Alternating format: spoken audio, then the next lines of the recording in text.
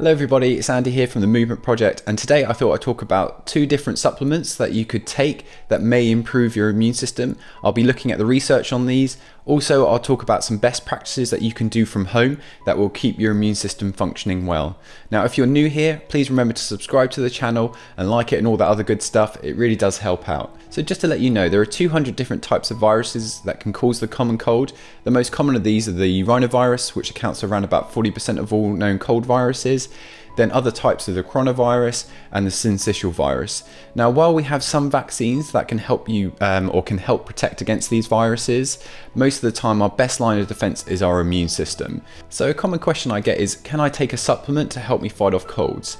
Now, the most common one we normally think of is vitamin C, and vitamin C has been marketed a lot for fighting off colds. So I thought I'd look at some of the research and to see if there's anything to back up this claim. Vitamin C is thought to support various cell functions, also white blood cells, so these are the cells that fight infections, in their ability or function to fight certain pathogens, also our skin's ability to keep out pathogens. Okay, so the first study I found was a 2013 Cochrane meta-analysis of human studies that looked at around 11,000 participants from the general public. This ranged from people that were marathon runners, skiers and soldiers. In adults, the durations of colds were reduced by 8% and in children by 14%.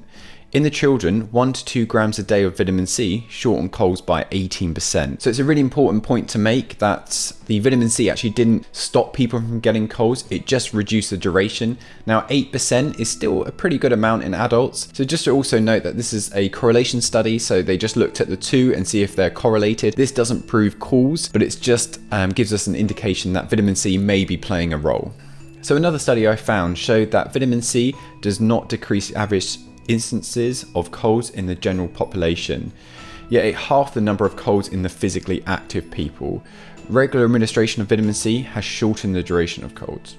Another 2018 meta-analysis also supports the idea that vitamin C can shorten colds and lessen symptoms. So after those 3 studies, it seems that vitamin C may shorten the duration of a cold, but also, like I just mentioned, it does not prevent us from getting it. The people that may want to consider this, if you haven't got a good varied diet, it may be worth supplementing with vitamin C. Also potentially if you're an athlete, so I'm not quite sure why that study showed there was such a marked difference. So before you go out and buy a supplement for vitamin C, I'll put a link in the description box below that has different food sources of vitamin C, and you can see if you're getting this in your diet. It's probably something I always recommend, that people get their various vitamins, minerals from their diet if they can. So certain individuals may find it hard to get vitamin C in their diet, and for those supplementation may be effective. Also if you're an athlete, but the general population hopefully can get enough from our diet.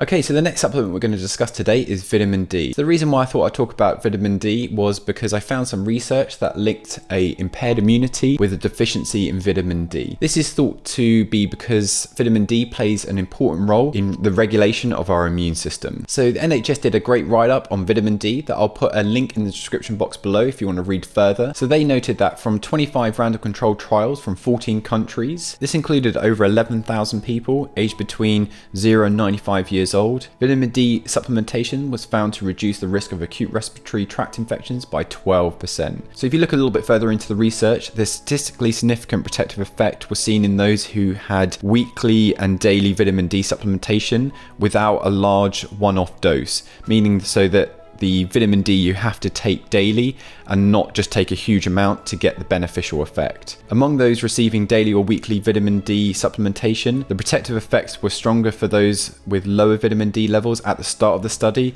and people with asthma. So by looking at the research, vitamin D supplementation overall may reduce your chance of getting respiratory tract infections by 12%, which is actually quite a lot. But most of the benefits, like I just mentioned, are seen in people that are at most risk of being vitamin D deficient. So the general population probably don't need to supplement with vitamin D, but the NHS recommend that if you're pregnant or potentially if you have asthma, or that if you don't go out a lot, that if you work very long hours working indoors with no natural sunlight, you may benefit from supplementing with vitamin D. Also with vitamin D, it's worth noting that we can normally get most of our vitamin D needs from sunlight. So when the sun hits our skin then produces this vitamin D. Now, some people will say that shouldn't I just take vitamin D supplementation anyway? Isn't it good to have too much than too little? If you take too much vitamin D, this can cause a condition called hypercalcemia. This can weaken your bones and also cause damage to your liver and heart. So it's really important that you don't want to take too much vitamin D. The NHS website recommends roughly about 10 milligrams a day,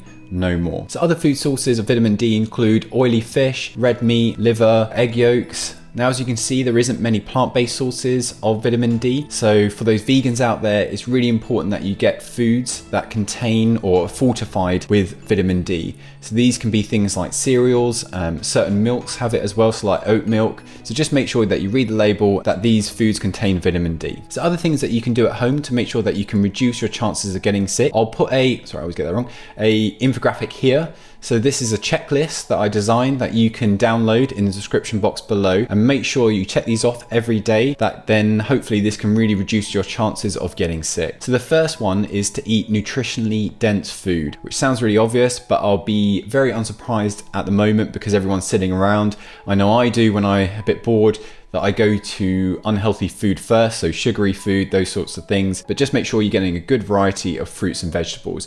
I've been making a lot of vegetable casseroles, and this is a great way to get loads of different variety all in one go. So the second one is to make sure you get an adequate amount of sleep. So I'll put a link up here. So this is to an article that I wrote a while ago, and this has some tips about how to get a better night's sleep.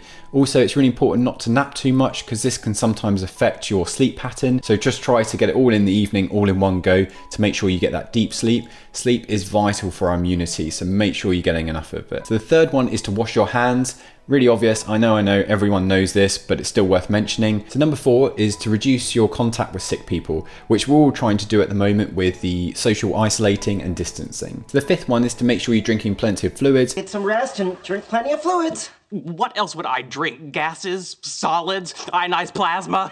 Really important once again for a lot of bodily functions, immunity, to make sure you're getting enough water and you're well hydrated. So number 6 is to manage your stress. There are various ways of doing this. Obviously, namely one is to remove stresses from your life if you're able to. A way that I've been really enjoying doing is by meditating, and you can do this by using certain apps. So an app I've been using is the Sam Harris app, Waking Up. It has some free videos that can just get you started on how to go about meditating. Also, another one is Headspace. That's a really popular one. You don't actually need apps, but I think just initially it can be quite good to just do these. But meditation has been shown to be a great way of reducing your stress. So another way to reduce our stress, which goes into my next point, which is exercise. So exercise is so important in regards to stress reduction, but it also can help our lungs function better just by getting everything moving. Our lungs are designed to be stressed sometimes to a certain degree, and by hopefully doing a bit of exercise, you can improve their function, which will help you ward off colds and other infections. So lastly, number 8 is avoid touching your nose, eyes, and mouth.